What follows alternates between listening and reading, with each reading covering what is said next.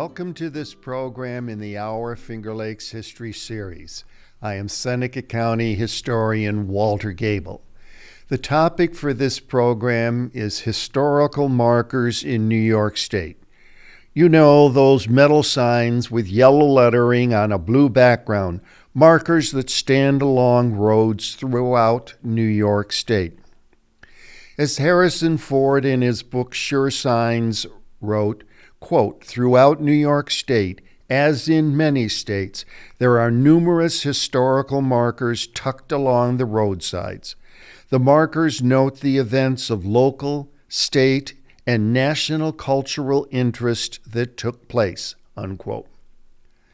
Those markers, in other words, tell some aspect of history on the site where it happened. Shown here are 4 of these historic markers in Seneca County. You will note how each is placed on or near to the actual site where the event happened, be it a stagecoach route, the site of an Indian village, the site of where a man was born, or the site of a tavern. Perhaps many of you watching this podcast remember years back taking a Sunday drive with your parents and noticing historic marker signs along the roadside. If so, then there will be some revived memories for you in this program. But everyone listening to this program will hopefully learn a great deal about the history of historic markers in New York State. The origins of the New York State Historic Markers Program can be traced back to 1923. That year, the New York State Historical Association was asked to come up with suggestions to commemorate the upcoming 150th anniversary of the Declaration of Independence and the American Revolution. On May 5, 1926, the New York State Legislature directed the Commissioner of Education to arrange the commemoration of this sesquicentennial, including, quote, markers to designate sites that are of historic significance in the colonial, revolutionary, or state formative period, unquote. State funding was provided to support the erection of historic markers. For as little as $2, a local group could submit an application to the State Education Department. Once SED approval was given, the marker could be ordered from the Walton East Branch Foundry. Today, that same marker would cost over $1,200, not counting the pole or the installation of the marker. All of the examples in this frame are historic markers dealing with Revolutionary War events that have been erected in Seneca County. Throughout this podcast, I will tend to use historic markers erected in Seneca County as examples, since I, as Seneca County historian, are most familiar with those in Seneca County. In this frame on the right side, you see 2 of the several historical markers erected tracing the route of the Sullivan Expedition. This took place in 1779 during the American Revolution. General Washington ordered General Sullivan and Clinton to take approximately 5,000 troops and destroy the villages and food crops and food stores of the Iroquois in the greater central Finger Lakes region. You will also see in this frame on the left side 2 of several historical markers telling of specific Iroquois villages that were destroyed by this Sullivan expedition. In the center is a historic marker for Degory Prout, who was a drummer boy during the American Revolution and after the war settled in the town of Romulus in present-day Seneca County.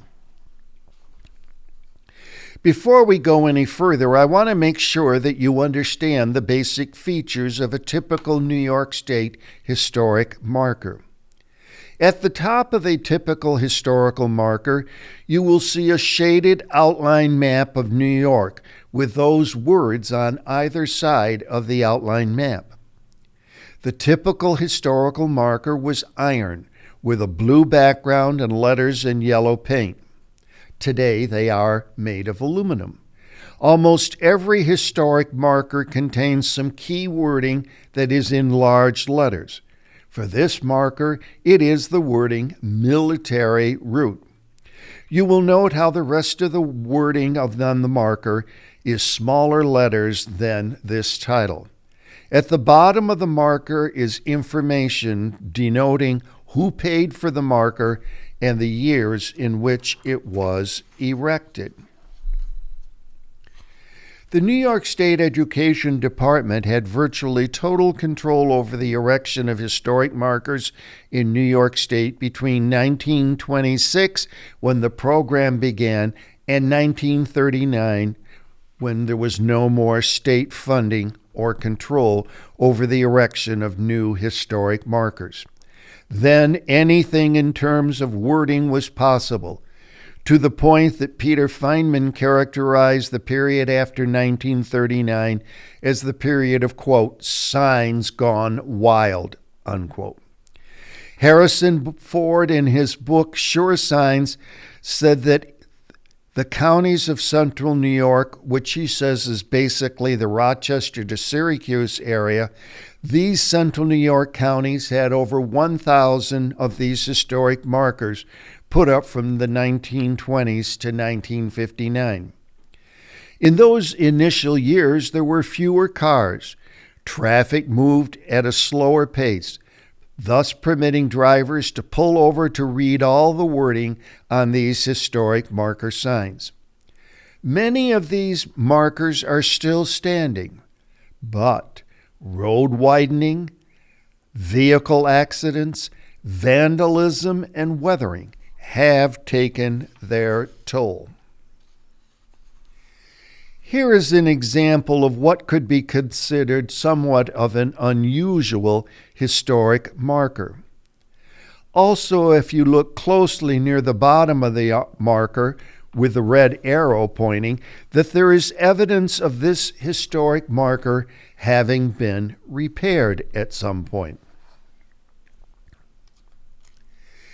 In 1960, New York State made a major shift in terms of historic markers. The state resumed control of this new historic markers program to serve two purposes: education and tourism. However, instead of the small markers along many roads, there would be new, large historic area markers. Because vehicles were now traveling so fast, these new large historic area markers would be placed at service centers on the New York State Thruway and other places where vehicles wouldn't be driving fast by. Shown here is the historic area marker that has been at the Junior Service Center on the Thruway for westbound traffic. You will notice that it has extensive wording, far too much for passengers in a moving vehicle to be able to read. This marker deals with the Finger Lakes, and basically the same one is in the Manchester Service Center for eastbound traffic. This is the historic area marker in Waterloo Village, more specifically on the south end of Lafayette Park, along Main Street.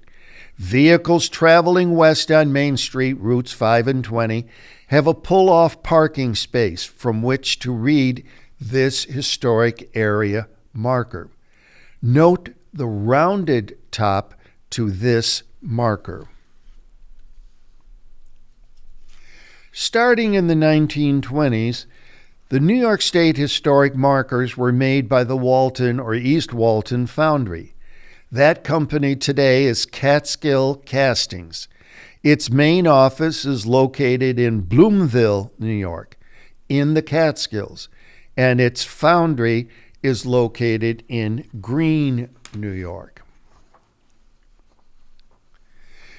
This is the first of a few rather interesting historic markers in the Finger Lakes I want to talk specifically about. It is located on New York State Route 21 near Shortsville, more specifically, just south of Pine Tree Drive in Ontario County. Timothy Ryan in May 1814 was the second known person in North America to die of a bee sting. The marker says that in 2000, it was estimated in the United States there were 50 such deaths annually. More recent data from the Center for Disease Control suggests that the average number of deaths due to bee stings is 62 a year. You will note that this marker was erected as part of an Eagle Scout project for an M. badger. Let me add that about 25 years ago, I had several bee stings doing honey extracting work for my dad on Labor Day. I incurred an anaphylaxis reaction that prompted me to be taken to the emergency room and given shots. I then had to undergo the treatments by an allergist specialist and carry an EpiPen for many years. Note the pointed top to this marker. This marker is located in Hammond's Horseheads in Chemung County and was erected in 2010.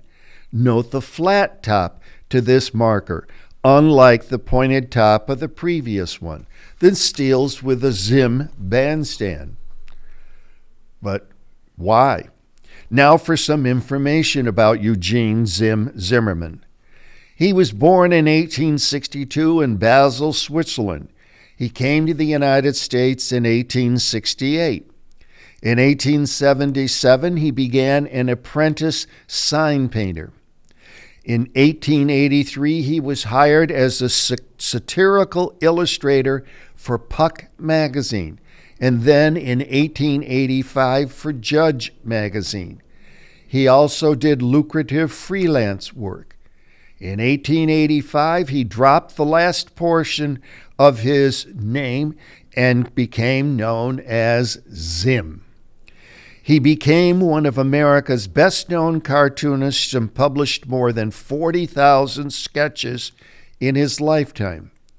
After his retirement from Judge magazine, he founded and was the first president of the American Association of Cartoonists and Caricaturists. Shown at left bottom is the cover of one of his published books of his cartoons. In 1886, he had married Mabel Ellis Beard of Horseheads, and they moved to Horseheads to live in 1888. He traveled to New York City on alternate weeks. He participated actively in the life of the community of Horseheads. For example, he designed the small town's Teal Park Bandstand, which happened to be located next to his house. This is the Teal Park Bandstand that he designed. Note in the bottom picture how detailed the artwork is. Also in the southern portion of the Finger Lakes is this historic marker on Park Place in Elmira in Chemung County. This marker was erected through State Education Department funding in 1956. Of course, Mark Twain is one of the most well-known authors in U.S. history.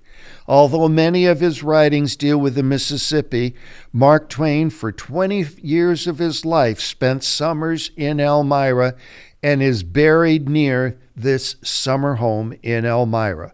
While in Elmira, he actually spent summers at the home of his sister-in-law.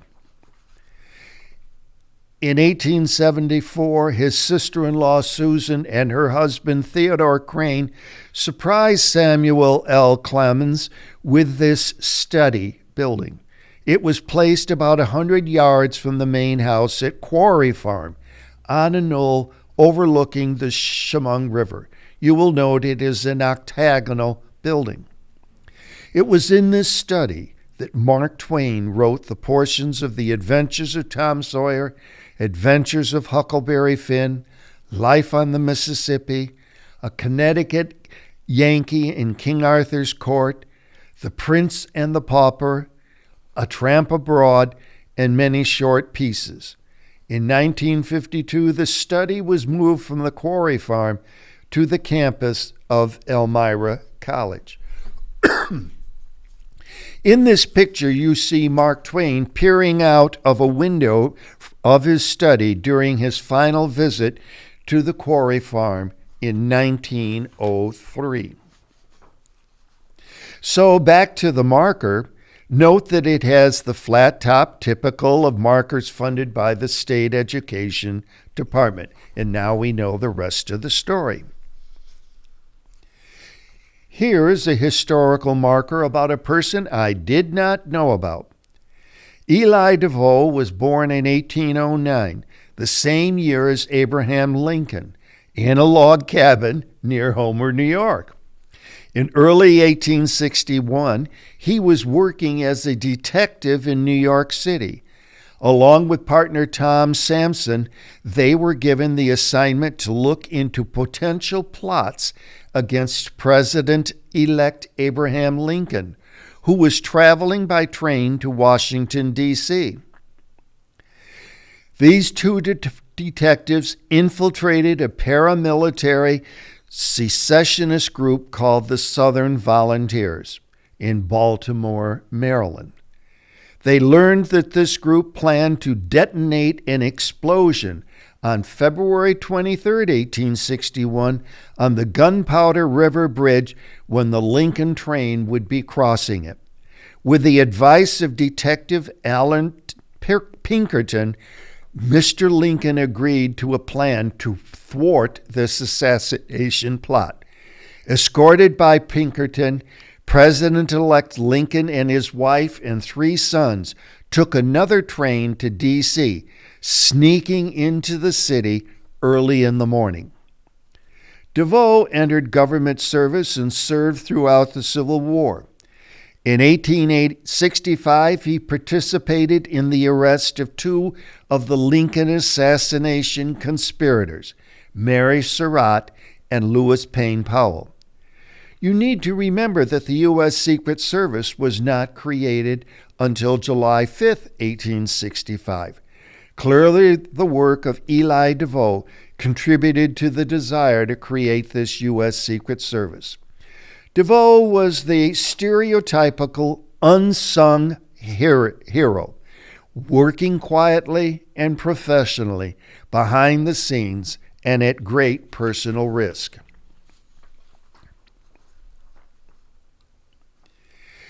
As I've indicated previously, since the New York government stopped providing funds for locally initiated historic markers, there have been many new historic markers erected by the initiative of local groups and their funding. To begin to illustrate that, I can speak about some in Seneca County. For example, in 2008, this historic marker was erected by the Interlaken, Lodi, Romulus, and Ovid Historical Societies, with funding coming from a Delavan Foundation grant. Besides the historic marker, the Delavan Foundation grant enabled these local historical societies to conduct a hugely attended public program on the history of the State Agricultural College at Ovid, the first state agricultural college in New York State. Attending and speaking in that program included the New York State Commissioner of Agriculture and Markets, New York State historian Robert Weibel, and Cornell professor Gould Coleman. This is another privately funded marker, erected in 2012 as part of local historians' celebration of the 70th anniversary of the establishment of the Seneca Ordnance Depot in 1941. Funding came from relatives of dispossessed families and from Seneca Meadows Incorporated and Seneca White Deer Incorporated. As this marker states, honor is being paid to those families who had to give up their properties to make way for the Seneca Ordnance Depot in 1941 and/or the Sampson Naval Station in 1942. Some historic markers are financed completely by private individuals.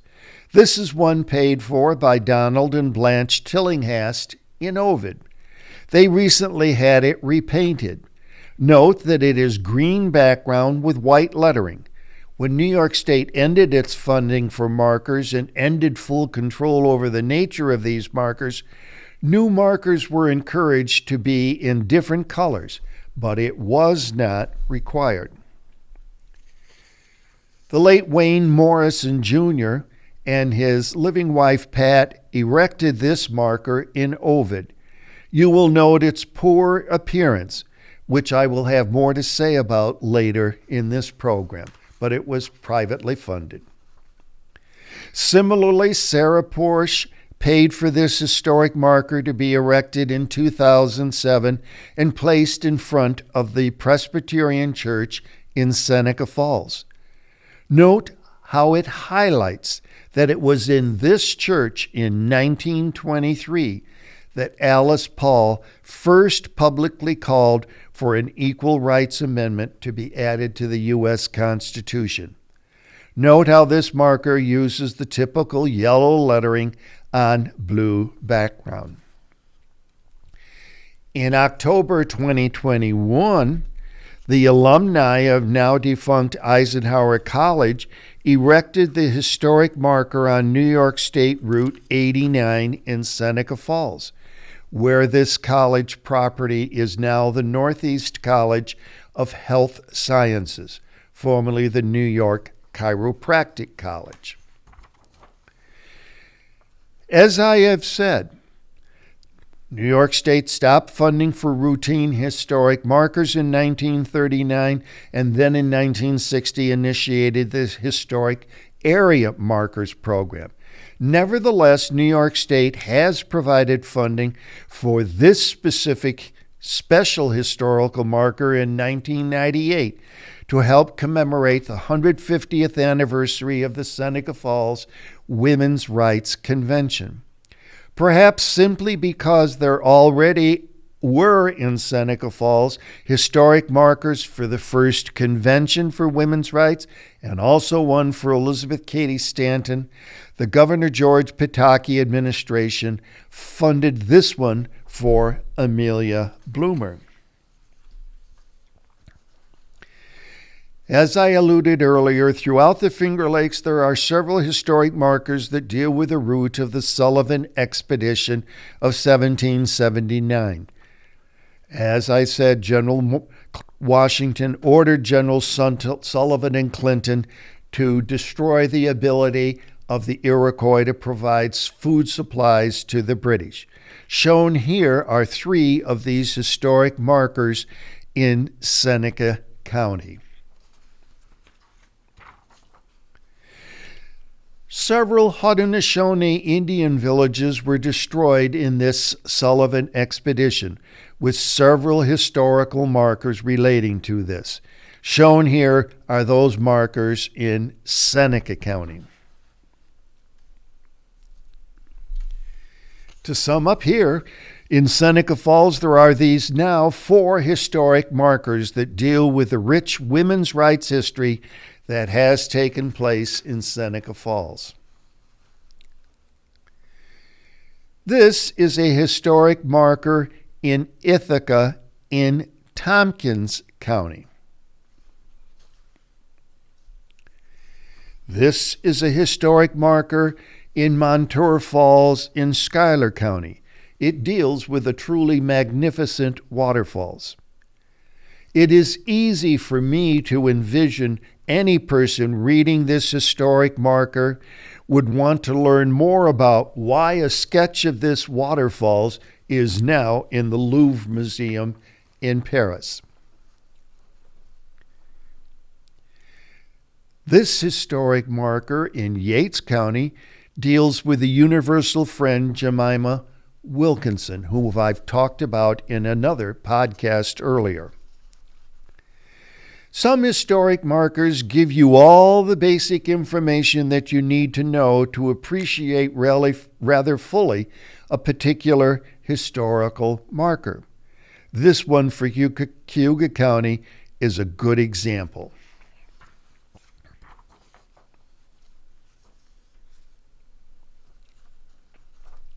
Some historic markers help to motivate people to want to visit the building featured in the wording of the historic marker. This would certainly be true for the Granger Homestead in Canandaigua in Ontario County. The William G. Pomeroy Foundation provides funding for the erection of new or replacement historic markers throughout New York State.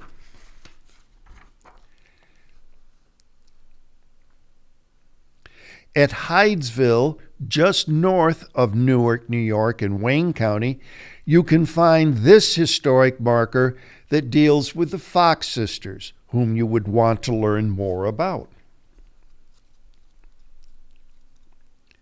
This is an example of a Pomeroy Foundation-funded historic marker in Seneca County.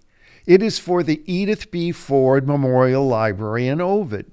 Notice how it is different colors compared to the typical New York State historic marker, and the shape at the top of the marker with an outline map of the U.S. rather than New York State. This is because it's part of a Pomeroy Foundation national program.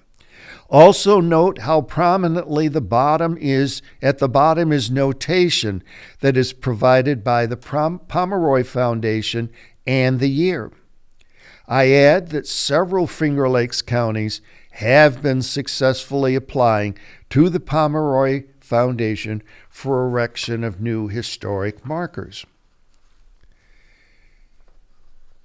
The Pomeroy Foundation has other nationwide historic marker programs, as listed above.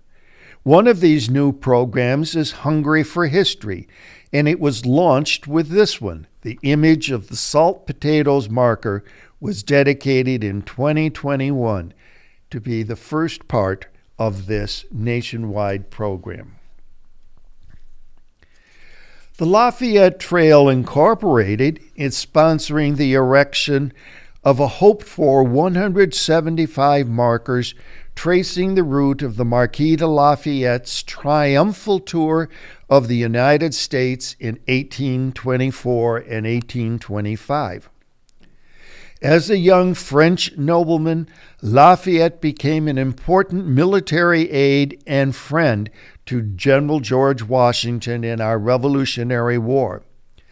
President Monroe invited Lafayette to make this triumphal visit of all of the then states of the United States in 1824 and 5 to help draw up increased interest in the approaching 50th anniversary of the start of the Revolutionary War.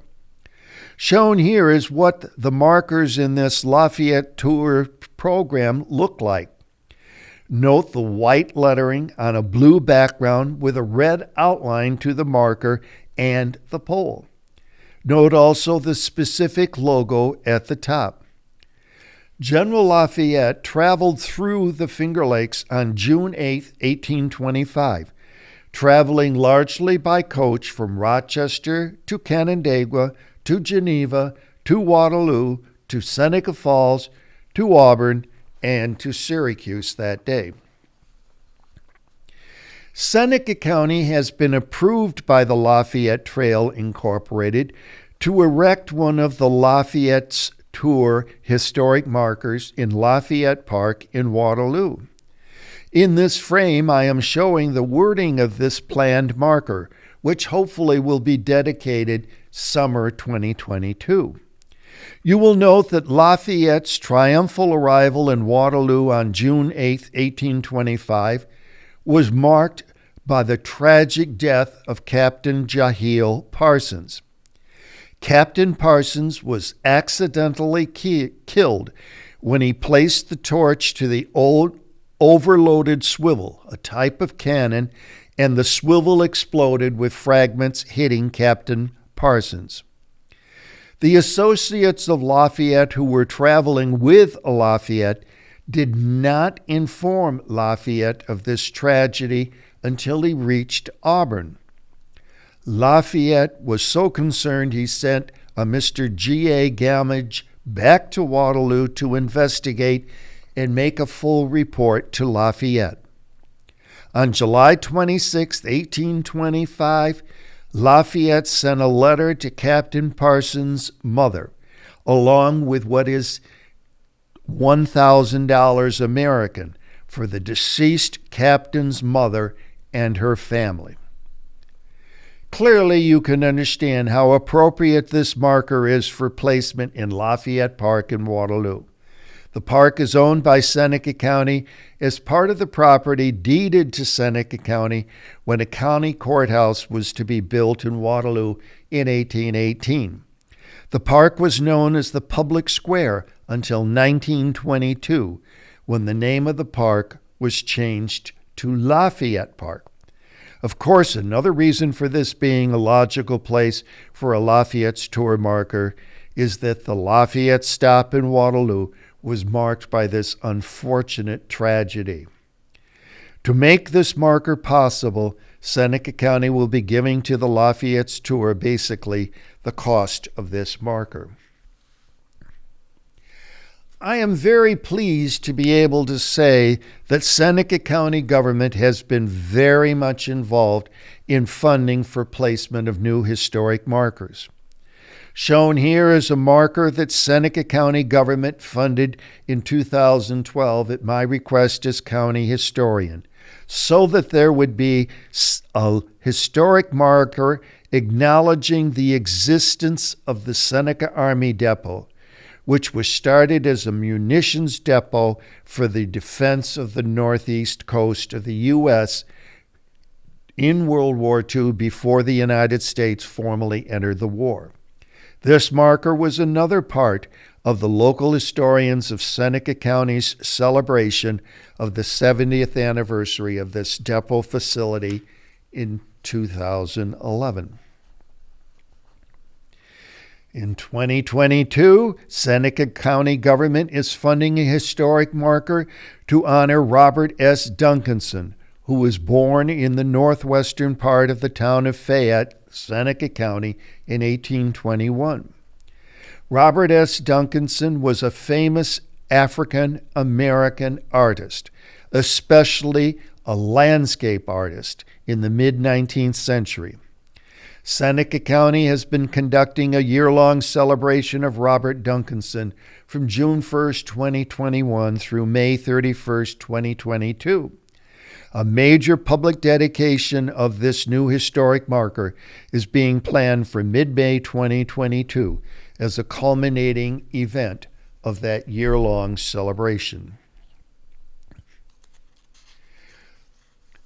I am also very pleased to add that Seneca County has been very much involved in providing the funding to restore historic markers in Seneca County that are very much in need of repainting, with some needing major repair work and some in such bad shape that a replacement marker is needed.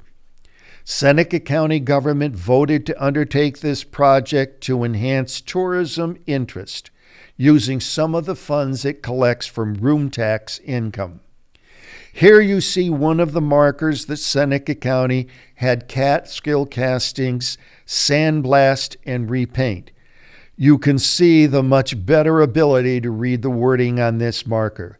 This marker is located at the entrance to Sampson State Park, so lots of visitors do see this marker and learn that this state park previously was a U.S. Air Force base during the Korean conflict. In this Seneca County Historic Marker Restoration Program so far, of the 54 known historic markers in Seneca County, 40 have been refurbished, 2 new markers have been made to replace existing or missing markers. One way in which you can learn more about the various historic markers in New York State is to go to the Facebook group called Historical Markers and the Places They Represent in New York State. Here I show the homepage of this group, to which I have now become a member. As a member of the group, you get several new postings each week. As a member of this Facebook group, you receive several postings per week. Shown here is one example. You will note it contains the name of the person who posted this and a picture of the historic marker.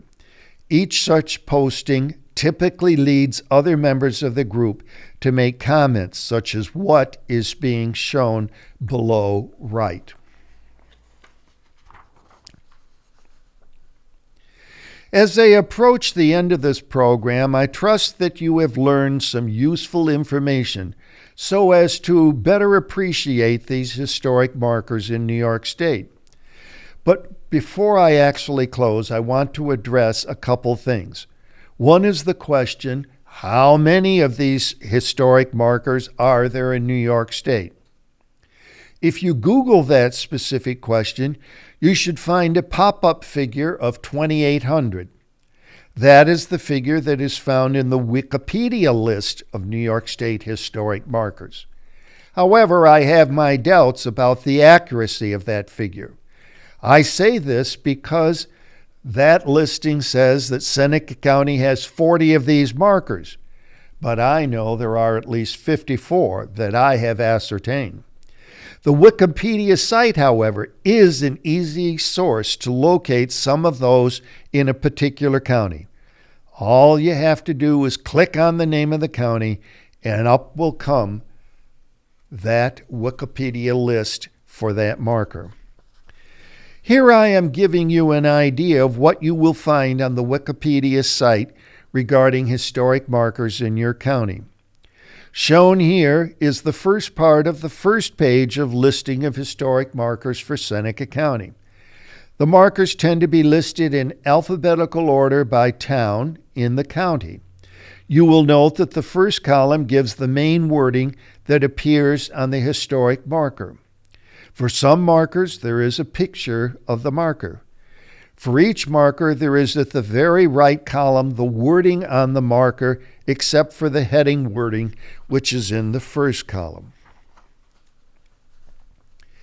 My second thing I want to say is I encourage you to contact your county historian for more information on historic markers in your county. I hope that this program you have learned more about historic markers in New York State. As I drive along roads, I hope you will have a greater appreciation for how these historic markers help us to remember some specific events, people, or places that are so much a part of our Finger Lakes history.